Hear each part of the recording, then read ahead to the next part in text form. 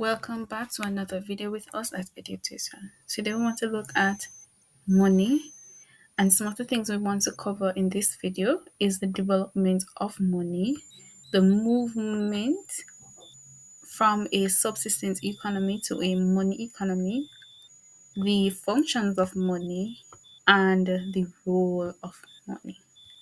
All right. So if you want to know more about the bartering system, which was used within a subsistence economy, you will need to watch the video that is attached above here. Otherwise, let us speak a little bit about money. So before we had money, we had the barter system. And we know that that is the exchange of goods and services for other goods and services. Now, this system was inefficient because we spoke about some of the disadvantages of the barter system. We said that there had to be a double coincidence of wants. It was hard to fix rates of exchange, and it was hard to divide the goods, right? So they developed money.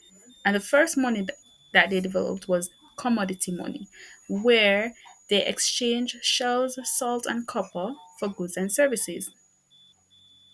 And then they moved from commodity money to money of intrinsic value. So you can see it here on the screen.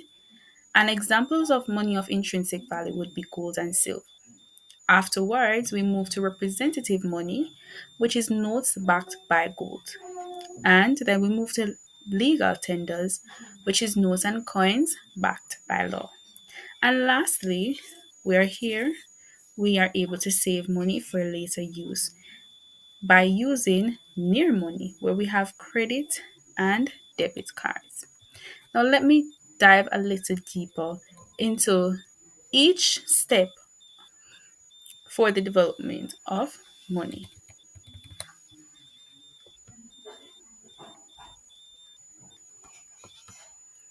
All right, so as money developed, we moved from a subsistence economy to a money economy. Within the subsistence economy, we had bartering, and bartering was the exchange of goods and services for other goods and services. Now, as we said, the barter system had a lot of issues, but the major problem was the coincidence of wants, because what happened there is that each person had to have the item that the other person wanted, right? So, an example was given in the previous video where if Mary has a apple and she wants to exchange it for a grape, she goes to Sam who wants the apple but only has pine. She cannot do the exchange because he doesn't have grape. Right. So that is the double coincidence of wants. Another problem that existed in the barter system was the exchange problem, where it was hard for them to decide the value of items. And then over time, what they found is that the barter system became inconvenient and inefficient, which led to persons finding other ways to exchange goods and services.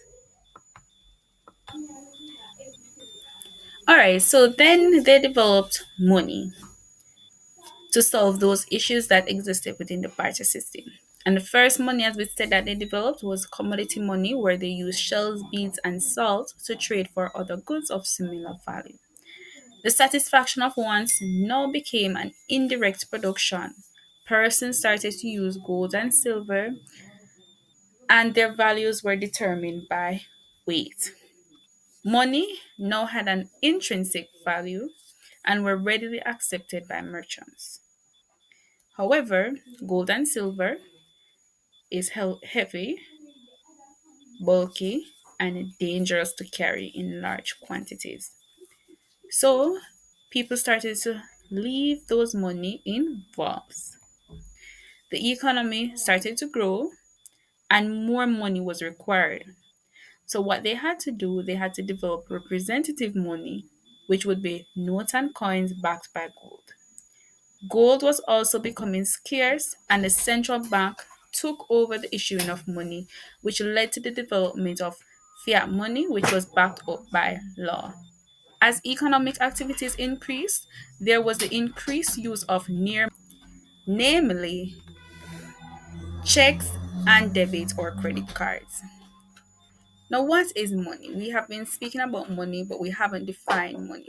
We can define money as anything that serves as a medium of exchange or anything that is widely accepted as a means of payment. And in today's time, money includes notes, coins, paper money, as well as debit and credit cards. Now, money enables the government to be more precise in planning activities. It also allows for investments to take place and continuous growth and development in a country. So, what are some characteristics of money? So, we have four characteristics of money. Money should be acceptable, money should be divisible, money should be portable, and it should be uniform. So, what do we mean by money should be acceptable? That means that it should be easily recognized, legislated, or legally tendered. So, if you go to a bank and you brought with you, uh,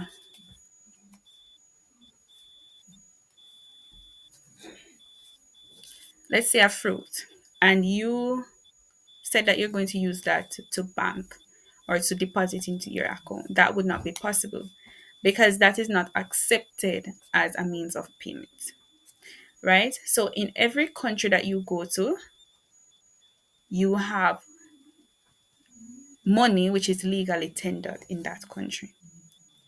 Divisible, money should be divisible. Money should be produced in large denominations as well as small ones.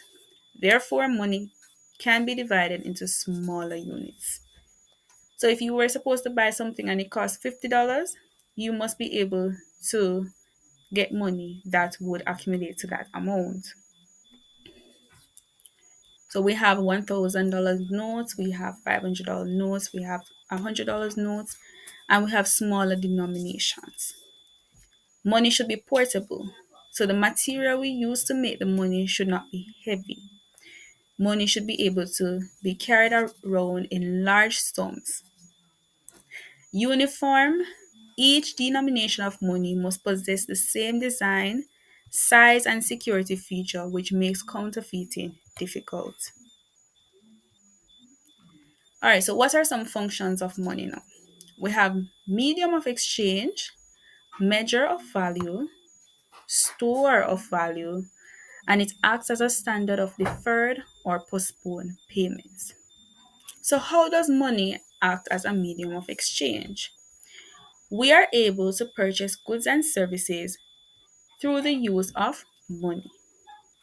So, we are able to exchange goods for money, which makes it more faster and efficient.